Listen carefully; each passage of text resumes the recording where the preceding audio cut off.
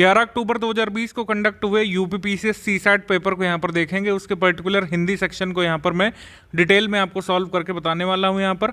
और आप हमको ये कमेंट करके जरूर बताइएगा कि सीसैट के पापा वीडियोस जो बनाए गए थे सब्जेक्ट वाइज, उससे आपको फ़ायदा मिला है या फिर नहीं।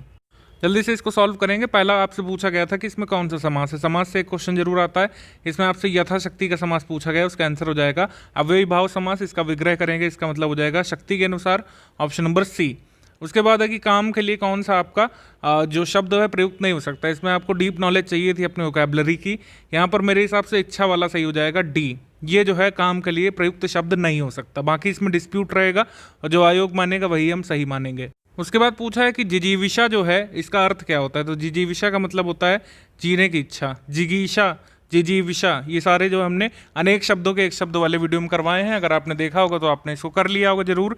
समवाय का अर्थ क्या होता है। समवाय जो है ये हमने नहीं कराया था। समवाय का यहाँ पर समूह होगा, ऑप्शन नंबर ए।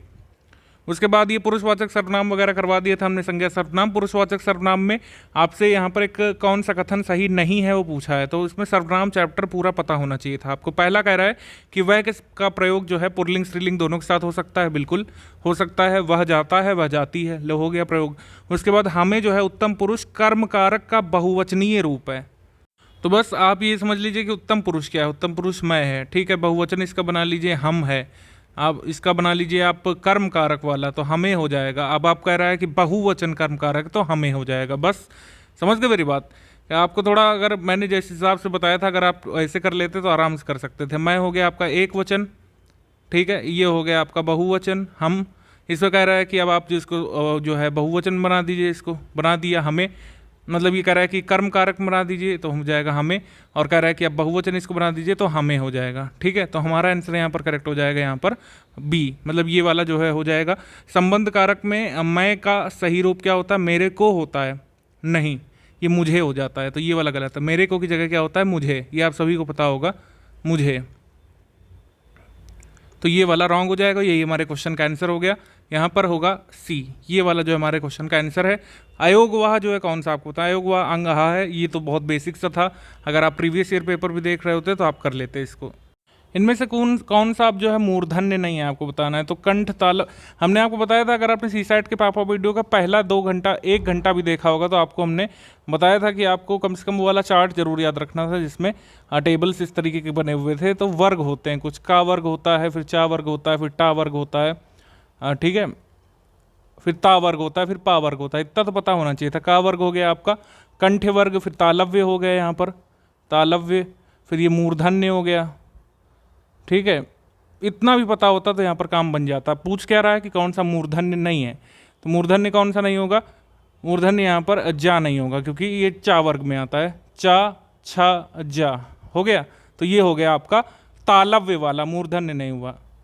जो नए एस्पिरेंट देख रहे हैं आप स्टडी फॉर सिविल सर्विसेज का पापा वीडियो देखिए, कोई दिक्कत नहीं होगी, आराम से जो है सीसैट क्वालिफाई होगा।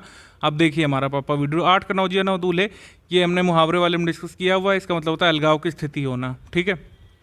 उसके बाद यहाँ पर एक पैराग्राफ वाला तो सभी ने कर लिया होगा, काफ़ी ईजी रखा गया था इसको। धर्म मनुष्य में किसका विकास करता है, तो देवत्व का विकास करता है। पहली लाइन में लिखा हुआ है। धर्म कहाँ निवास करता है, तो अनुभूति में निवास करता है, ठीक है। यहाँ पर देखिए लिखा भी हुआ है, ये देखें यहाँ पर धर्म ना तो पुस्तकों में ना धार्मिक सिद्धांतों में, केवल अनुभूति में निवास करता है। इंद्रियों का आनंद प्रखर कहाँ पर होता है, तो इंद्रियों का आनंद जहाँ जीवन का स्तर उच्च नहीं है, निम्न होता है, वहाँ पर प्रखर होता है। और धर्म का स्तर वहाँ पर होता है जहाँ पर जीवन का स्तर उच्च होता है। तो देखें यहाँ पर लिखा भी हुआ है, जहाँ ऊंचा स्तर आता है वहीं धर्म आरंभ होता है। जीवन का स्तर जहाँ हीन होता है, इंद्रियों का उच्च आनंद वहीं पर प्रखर होता है, ठीक है। उसके बाद जीवन का स्तर, इसके बाद है कि उपर्युक्त गद्यांश का शीर्षक क्या होगा, तो शीर्षक में धर्म शब्द जरूर रहना चाहिए। धर्म का स्वरूप, ऑप्शन नंबर डी, ये सभी ने कर लिया होगा। उसके बाद परिताप का अर्थ क्या है। परिताप का अर्थ देखिए पहला तो होता है आँच, ठीक है। आँच, आँच को आप जलन से कंफ्यूज नहीं करेंगे। जलन है जिसने लगा दिया मेरे हिसाब से रॉन्ग है। संताप यहाँ पर सही होगा, डी। कभी कभी में कौन सा क्रिया विशेषण है। क्रिया विशेषण का प्रकार पूछा है, ये आपका यौगिक क्रिया विशेषण है, कभी ना कभी, ठीक है।